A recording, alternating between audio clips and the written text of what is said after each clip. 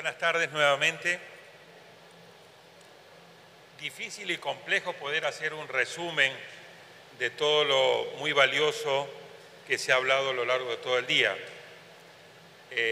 Yo voy a poner sobre la mesa algunas de las reflexiones que me parecen importantes llevarnos, sin perjuicio de que esto no constituye una reflexión final ni tampoco una reflexión de resumen, pero sí tratar de ir extrayendo de la riqueza de los tres paneles de la intervención inicial del presidente Fernández, de la exposición muy buena del canciller y obviamente del diálogo que hubo entre el profesor Gamarra y el presidente Calderón. Lo primero, creo que vale la pena destacar de que desde 1994 a la fecha se van a celebrar 9 cumbres. Creo que hay que darle un mérito al tema de la continuidad. No es nada fácil a lo largo de casi 30 años haber mantenido el ritmo con sus variantes, porque cada cumbre ha tenido su afán, cada cumbre ha tenido su contexto, sus prioridades, sus momentos, pero creo que es un elemento importante a destacar de que tanto del lado de Estados Unidos, como del lado de Canadá, como del lado de América Latina, se haya mantenido el pulso de estas cumbres. Lo segundo es la situación inédita, en mi opinión, única, a la cual vamos a esta 9ª cumbre. En épocas anteriores, si bien había diferencias, recuerdo quizás la más importante de ellas fue la cumbre de Mar del Plata, donde el presidente Bush se encuentra frente a una oposición muy clara del presidente Chávez, del presidente Kirchner y hasta cierto punto también del presidente Lula. Y creo que ahí muere la primera etapa de 1994 al 2004, que era construir esta zona de libre comercio. Y hoy creo que Eduardo Gamarra, que a partir de ahí se comienza a perder un poco de foco. Y cada cumbre después comenzó a tratar de buscar, bueno, cuáles podrían ser los temas. Esta cumbre llega en una situación donde América Latina está mal, consecuencia, como bien se señaló acá, de la situación muy complicada que la deja la pandemia en lo económico, en lo social, en materia de salud, llega fragmentada, llega polarizada políticamente, llega con su institucionalidad regional muy debilitada, como lo señalaba en la exposición inicial el presidente Fernández, llega con una OEA que no logra articular un consenso básico, llega con un retroceso y un deterioro democrático tremendamente significativo.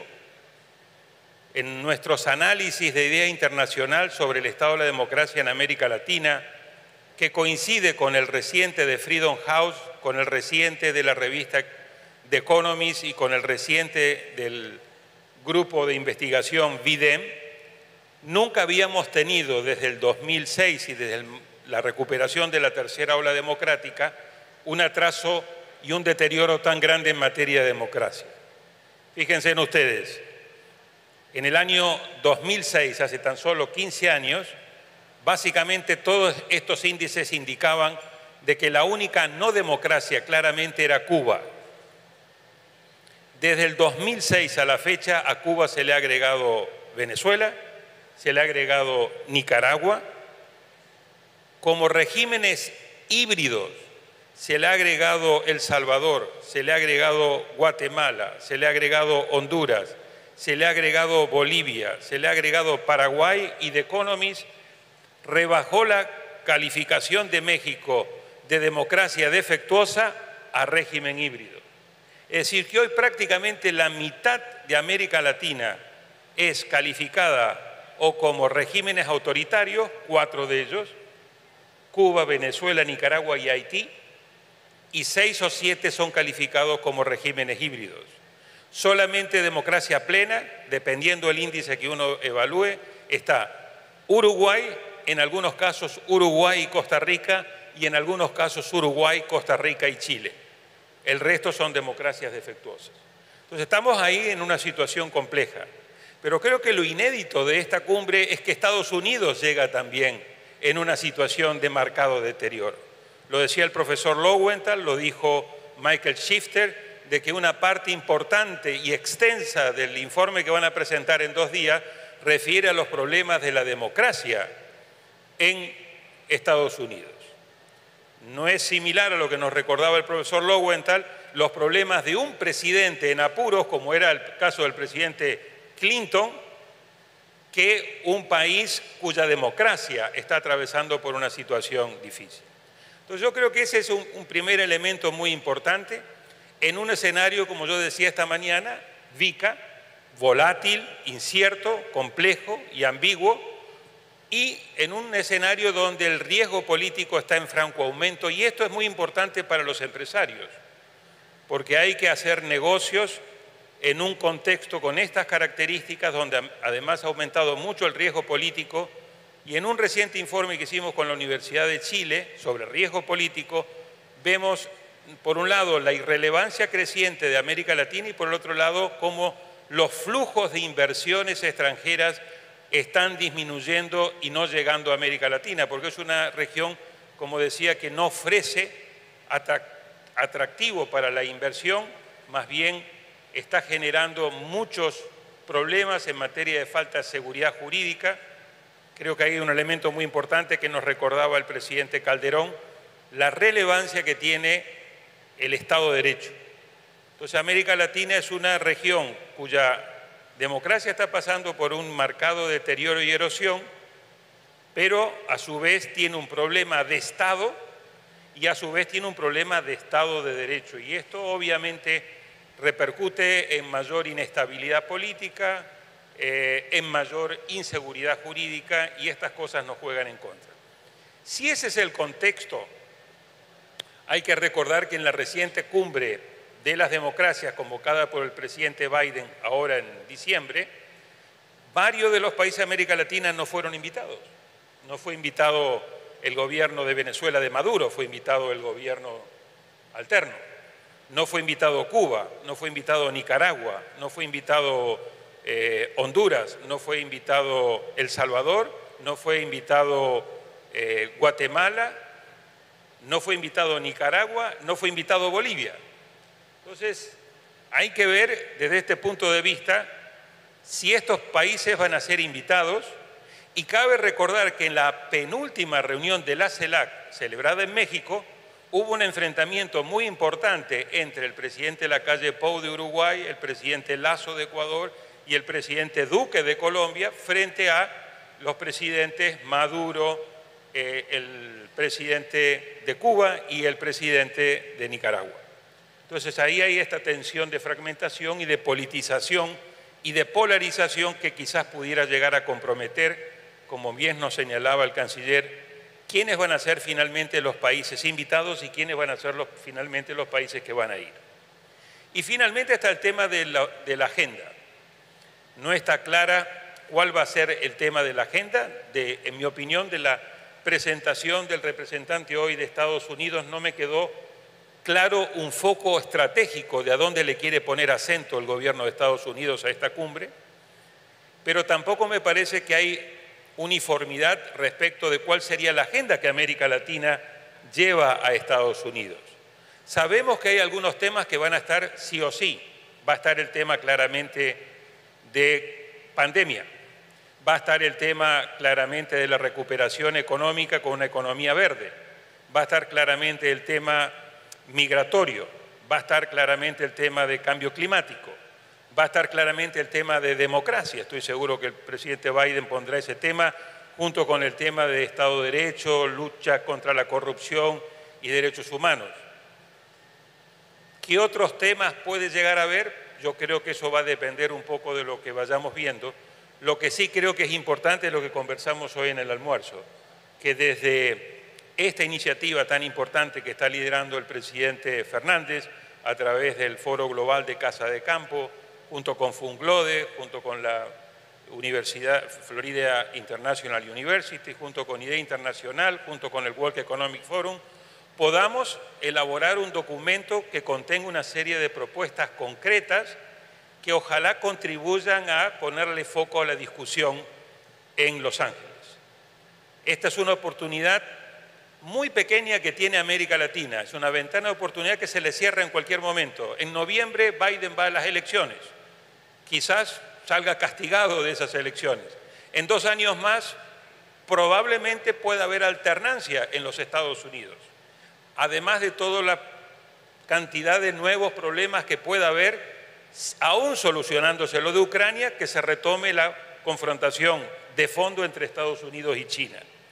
Esta es una región, a su vez, donde, a diferencia de otras cumbres, no es que solamente Estados Unidos está en problema, sino que antes no teníamos la presencia tan importante de China y Rusia como es ahora. El presidente Fernández de Argentina viajó recientemente a Rusia y le ofreció a Putin, en pleno conflicto, ser la puerta de entrada, que Argentina fuera la puerta de entrada de Rusia a América Latina. El presidente Bolsonaro viajó a Brasil en la misma época. El presidente Fernández, después de Rusia, fue a China, donde hizo una alianza estratégica con Xi. Entonces, el presidente Andrés Manuel López Obrador se cansa de decir de que México se tiene que llevar bien con todo el mundo y que es un país que no tiene que pelearse con nadie y por lo tanto está abierto a tener amistad con todos, sin tener un foco estratégico.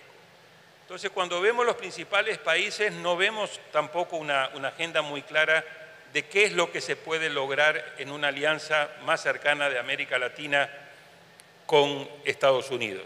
Hay mucha incertidumbre y por eso creo que es muy importante que desde esta instancia, como bien propuso hoy el presidente Fernández, podamos hacer un aporte concreto con una agenda concreta de cuáles deberían ser los temas estratégicos y poder aprovechar esta ventana de oportunidad de esta cumbre, que luego no se va a repetir en los próximos 3 o 4 años, y con la celeridad que está teniendo los cambios, quizás la realidad dentro de 3 o 4 años va a ser diametralmente diferente a la que es hoy.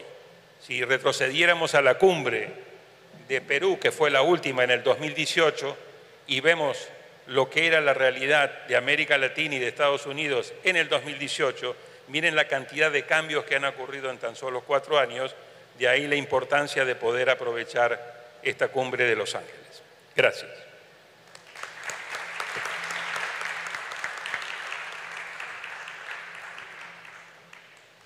Presidente, perfecto. Bueno, aprecio mucho la oportunidad de poder hacer algunas reflexiones al final. Tomé notas todo el día, han sido contribuciones verdaderamente importantes. Y, presidente, lo felicito nuevamente a usted, a Funglode y a todos los organizadores por este gran evento. No quiero repetir muchas de las cosas que Daniel ha dicho y probablemente que el presidente Fernández dirá también, pero sí quiero tomar algunas frases que se han dicho hoy, que creo que son importantes para pensarlas, no solo en torno al momento en el que vivimos, pero particularmente de cara a lo que nos vamos a enfrentar en los meses venideros y especialmente en el contexto de esta cumbre de las Américas. A mí me impactó, presidente Fernández, algo que usted dijo esta mañana. Usted dijo que América Latina es una zona irrelevante políticamente hablando. Y yo creo que eso debe llevarnos a todos a una reflexión muy importante.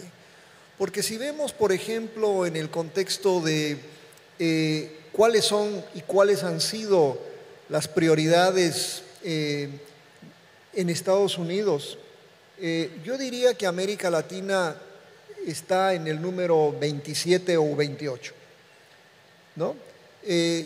Si pensamos en cuanto a Europa, hace poco hablaba con un colega europeo, precisamente en Londres, que me decía que América Latina en ningún momento es parte del debate político, ni doméstico ni internacional. Y si lo vemos, por ejemplo, en torno al desarrollo de temas de investigación en mi universidad en particular, sí creo que tenemos un gran énfasis sobre América Latina. Pero ahí es donde creo que las cumbres en particular toman relevancia, no en sentido de que los políticos nos den prioridad, pero que sean precisamente que las iniciativas surjan de la sociedad civil, que surjan de parte de las universidades, que surjan de parte de precisamente foros como estos. Son solo cuando la sociedad está algo involucrada, sea el sector privado, sean otras organizaciones, que pongan puntos verdaderamente importantes en una agenda que creo que podemos avanzar. La otra frase que me cayó muy bien fue la frase del presidente Calderón, que dijo en algún momento, ya la repetí a la hora del almuerzo, que estos temas son demasiado importantes para dejarlos exclusivamente en manos de los políticos. Entonces eso me parece que es básicamente lo que creo que es un mensaje profundo acá, que estas cumbres no son exitosas si no hay un involucramiento profundo de parte de organizaciones como las nuestras, para hacer algo arrogante, ¿no? Entonces, en ese sentido, me causó mucho impacto una pequeña nota que me mandó Marisol Guetta en algún momento del día, y me dijo: lo que necesitamos es una nueva narrativa para las Américas. Es decir, vamos a redefinir esa narrativa que tenemos en las Américas. Y acá yo creo que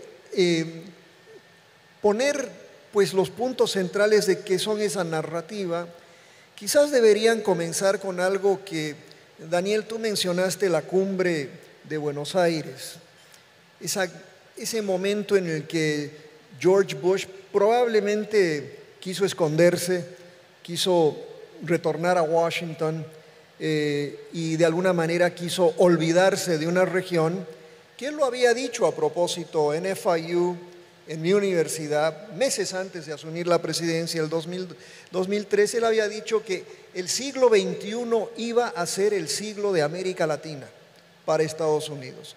No fue así porque sucedió el 9/11 y sucedió todo lo que ha venido sucediendo desde entonces. Pero sí quiero contar una pequeña anécdota. El presidente Bush, cuando salió de Buenos Aires, no retornó directamente a Washington. Él fue a Brasilia y se reunió en Brasil con el presidente Lula da Silva. Y lo más interesante, ya posteriormente en una entrevista con el presidente Bush y con su hermano, él resaltó que a pesar de las diferencias ideológicas que los separaban, él logró tener, y el gobierno de Estados Unidos lograron tener una cercanía muy importante con Brasil. En otras palabras, yo creo que hoy en día esta gran polarización que existe en América Latina tiene fórmulas importantes, quizás a través de esa nueva narrativa, cómo superar esta polarización a través del diálogo, a través quizás de la iniciativa precisamente de la sociedad civil. Ahora traigo a colación algo que dijo en algún momento también de esta tarde el embajador Rubén Sillier, en torno quizás a un problema que les afecta a ustedes mucho en República Dominicana. Me afecta a mí porque tuve el privilegio de trabajar en Haití durante muchos años, pero el embajador Sillier dijo algo muy importante que para mí es parte de esta nueva narrativa. Si verdaderamente queremos ayudar a Haití, la sociedad civil de América Latina debe involucrarse y debe llamar, pues, de alguna manera al orden, ¿no? Es decir, proponer soluciones para Haití. Las soluciones gubernamentales que hasta ahora han sido propuestas han sido extraordinariamente buenas, pero han sido todas rechazadas por Haití en particular. Creo que este es un momento importante y esta cumbre en particular para lograr otra vez traer a la sociedad civil a proponer ideas nuevas para ayudar a Haití a salir del problema en el que se encuentra. La otra pregunta que yo me hago y que también la han hecho muchos de ustedes hoy es, ¿por qué aliarse con Estados Unidos? Es decir, ¿no nos conviene más? Al final de cuentas, la China ha invertido una enorme cantidad de dinero en América Latina en los últimos 15, 20 años. Podría decirse inclusive que la crisis que tuvo América Latina el 2004-2005 fue resuelta gracias a que la China invirtió en la región. Compró soya argentina, compró soya brasilera, ayudó a salir de la crisis a la región. Entonces, en el contexto actual y en particular, creo que hay una reflexión importante que hacer respecto a cómo y por qué debemos aliarnos con Estados Unidos. Y acá creo que lo que nos dijo Anatoly hace un momento es muy importante. En mi opinión, Rusia ha perdido y Rusia continuará una trayectoria extraordinariamente difícil para ese país, pero a lo que pudo significar para la región. Y yo creo que no hay país que entienda mejor eso que la China. Y por eso me parece que la China sí tiene un papel muy importante que jugar, no solo en torno a lo que sucede, lo que va a suceder en la Europa post-conflicto, pero en lo que va a suceder en América Latina post-conflicto. Y ahí sí creo que hay una oportunidad importante no solo para América Latina, sino para esta alianza estratégica entre Estados Unidos y América Latina. ¿Qué puede tener esa alianza estratégica? Creo que todos esos temas de la agenda concreta en los que hemos hablado hoy, el tema energético, el tema de cambio climático, el tema de seguridad, o sea, los viejos temas que en realidad fueron los temas de la cumbre del año 94, no han cambiado los temas mucho. Es más, 2 años después de la cumbre de Miami, se hizo una cumbre en Santa Cruz, Bolivia, yo estuve involucrado, que tenía que ver con el desarrollo sostenible. El vicepresidente Gore fue pues el artífice de esa cumbre y se planteó una agenda muy sofisticada, de manera que los temas no son nuevos.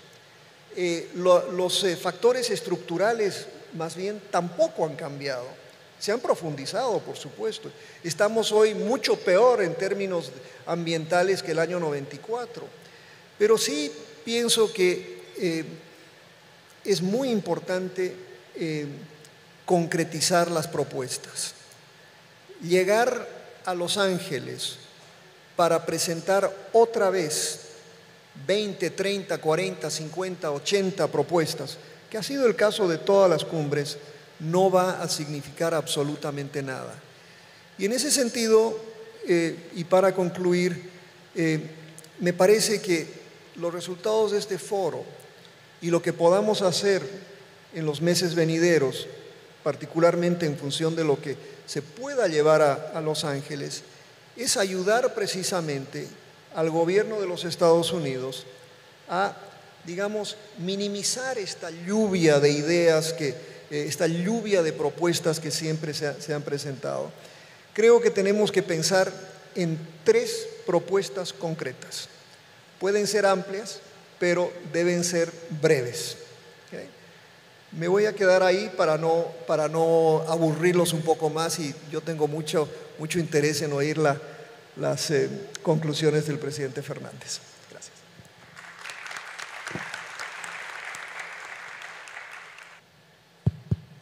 Permítame empezar agradeciendo la participación de todos los panelistas, de Daniel Sobato, del profesor Eduardo Gamarra, del presidente Felipe Calderón, en fin, de todos los que han venido desde sus respectivos países, Marisol, profesor Abraham Lowenthal, Jaquette, su esposa. Todos ustedes han estado aquí el día entero muy atentos al desarrollo de este evento, y por supuesto queremos expresar nuestra gratitud por su acompañamiento y por su participación.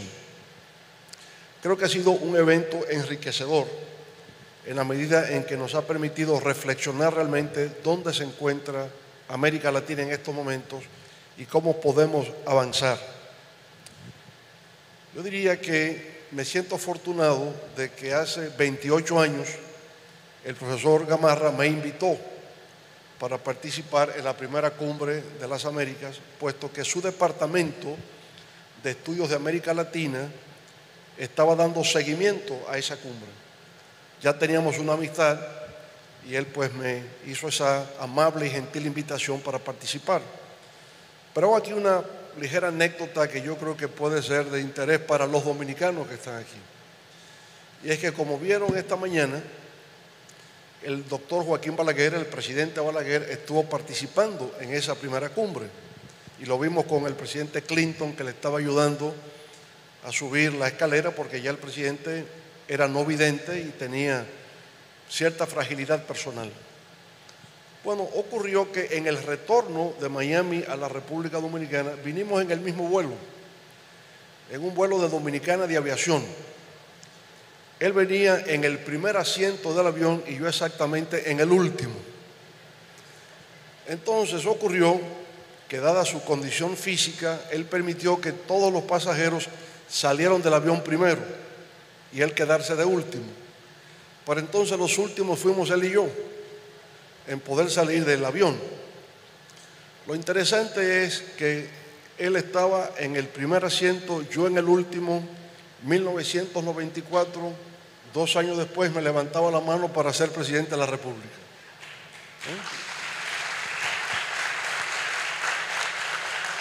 Yo diría que de alguna manera el espíritu de Miami llegó a República Dominicana con ese proceso electoral.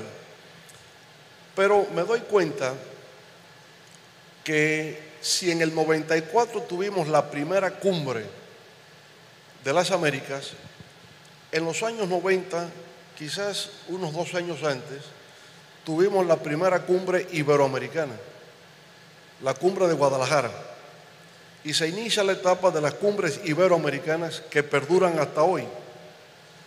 Pero resulta que esas cumbres que se celebraban, creo que anualmente, después pasaron a ser cada 2 años, y en algún momento se entendía que había una fatiga de las cumbres iberoamericanas y amenazaban como que iban a desaparecer. Lo mismo ocurrió en los años 90 con la cumbre Unión Europea-América Latina-Caribe, que creo que empezó en Río de Janeiro. Ahí también tuve ya la oportunidad de participar siendo presidente de la República. Hoy no hay cumbres de Unión Europea-América Latina-Caribe.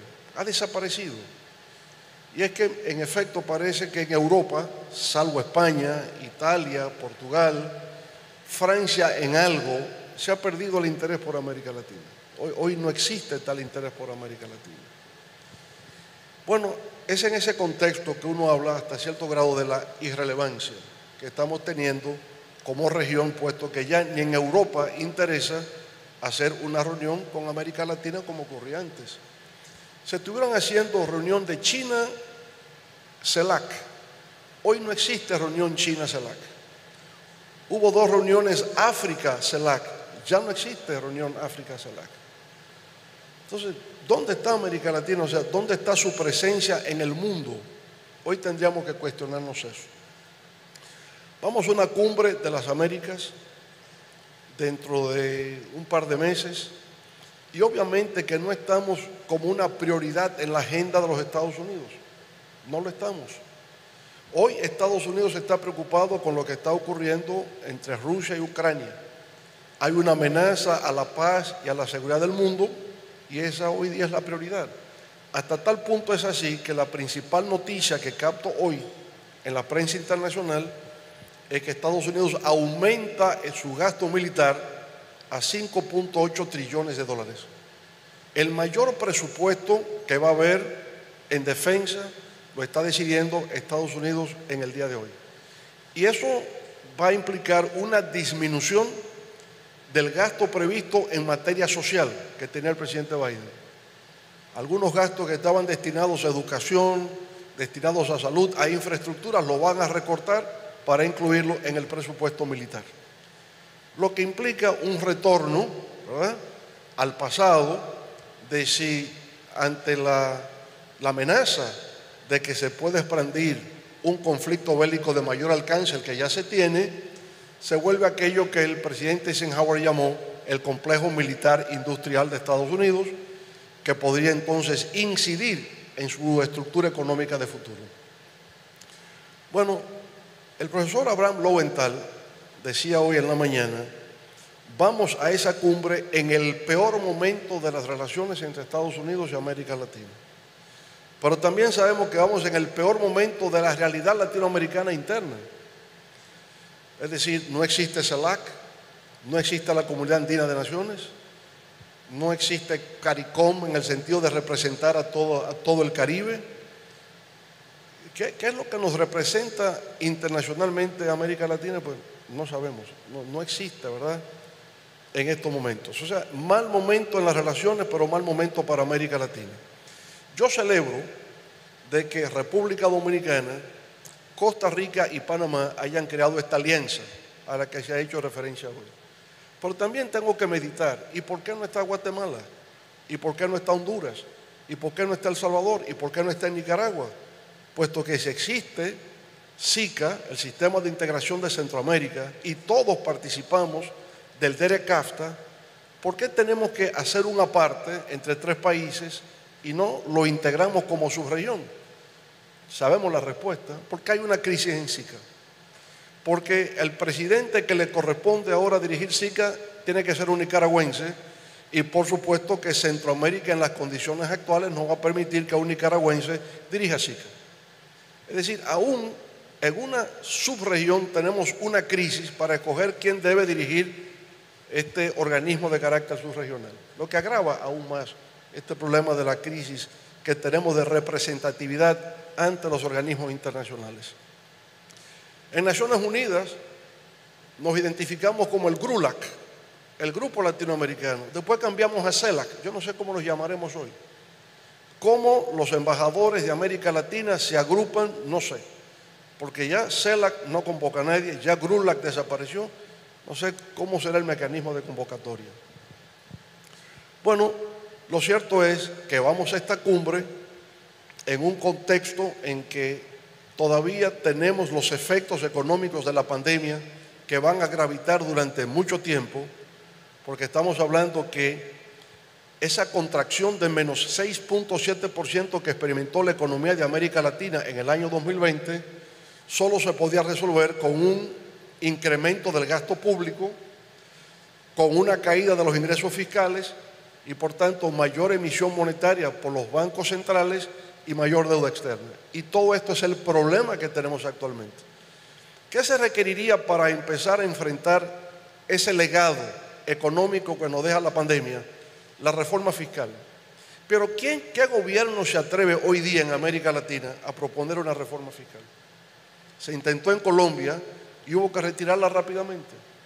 No era posible, no es posible todavía plantearse reforma fiscal en ningún país de América Latina, a pesar de que sabemos que para enfrentar el tema de la deuda y para tener presupuestos equilibrados va a ser imprescindible esa reforma fiscal, pero el momento político no lo permite, porque para que la reforma fiscal sea posible se requiere que sea políticamente viable, que sea socialmente incluyente y que sea económicamente racional. La racionalidad económica no se discute, que sea socialmente incluyente tampoco, pero no hay viabilidad política en el momento para llevar a cabo una reforma fiscal. Por tanto, tendremos problemas que vamos a arrastrar en el tiempo, que va a implicar que no hay recursos para enfrentar los temas de desempleo, el tema de pobreza, el tema de desigualdad, que son los temas de nuestra agenda. Eso va a ser imposible en el periodo inmediato que nos toca vivir. Por tanto, uno puede ya, digamos, pronosticar lo que va a ocurrir en América Latina en el porvenir inmediato. Si los gobiernos en sus presupuestos no tienen capacidad para enfrentar los temas sociales, habrá protestas sociales, como estaba ocurriendo incluso desde antes de la pandemia. Porque lo que está ocurriendo es que la pandemia y ahora el efecto económico de las sanciones impuestas a Rusia en el conflicto con Ucrania van a agravar lo que existía antes de la pandemia. Nosotros pasamos del 2003 al 2013 la década de oro de América Latina. Pero del 2014 a 2019 tenemos un lustro de un crecimiento mediocre. En 5 años, del 14 al 19, América Latina creció 0.83%.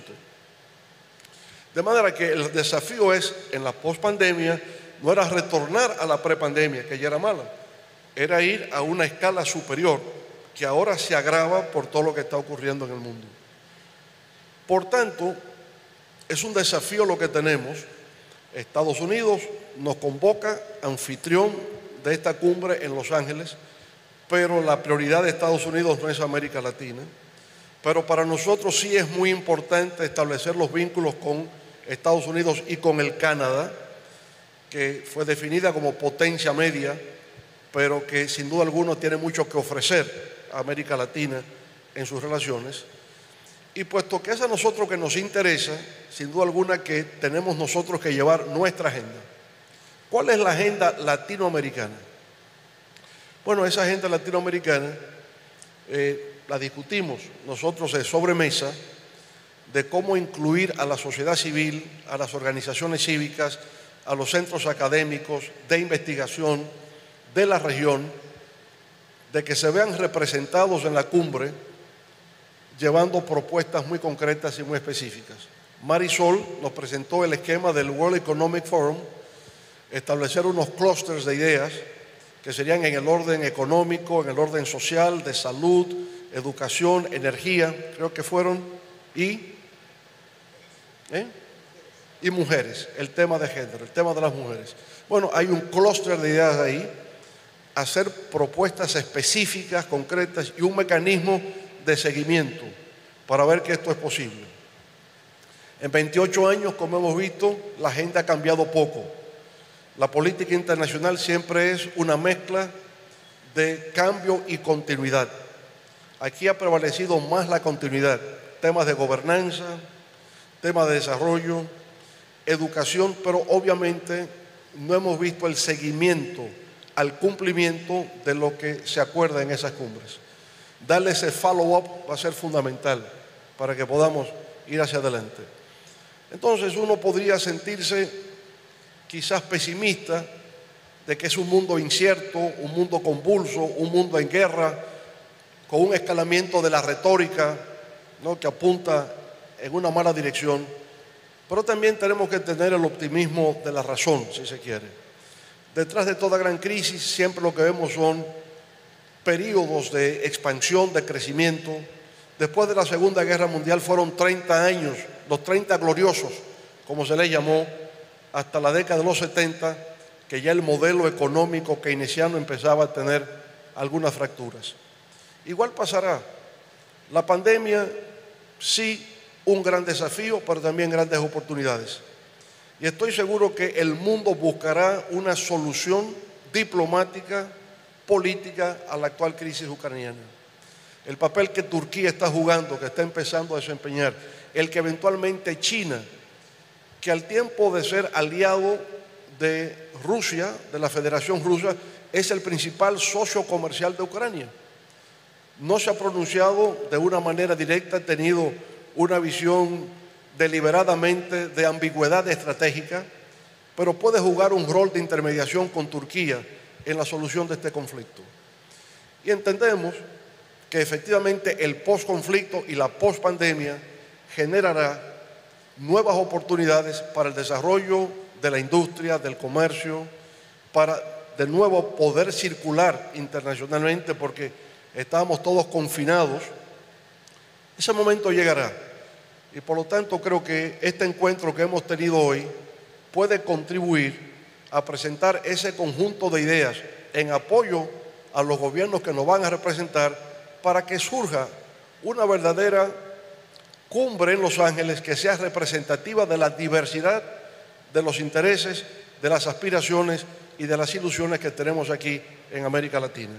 Así que pues muchas gracias por su participación, muchas gracias por las ideas que ustedes han contribuido a desarrollar en este encuentro, y ya le vamos a dar seguimiento entonces en una minicumbre de Miami para ir más fortalecidos a Los Ángeles en una buena representación para América Latina y el Caribe. Muchas gracias y buenas tardes.